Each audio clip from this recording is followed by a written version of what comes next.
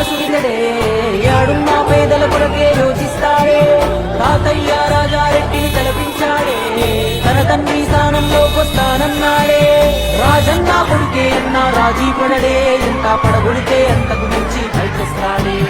ఢిల్లీనే ఎదిరించి పల్లెలకెళ్ళాడే, అయ్యా రాజన్న అభిమానులనే ఓదార్చాడే. శ్రీ సమ్మక్క సారక్క జ్యోతిషాలయం ప్రేమ, పెళ్లి, చదువు, ఉద్యోగం, వ్యాపారం లాంటి మరెన్నో సమస్యలకు గురువు గారిని సంప్రదించగలరు.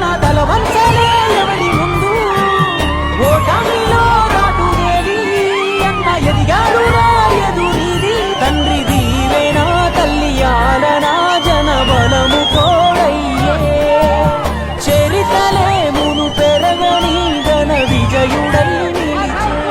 చదివాడులే పెద్ద బల్లో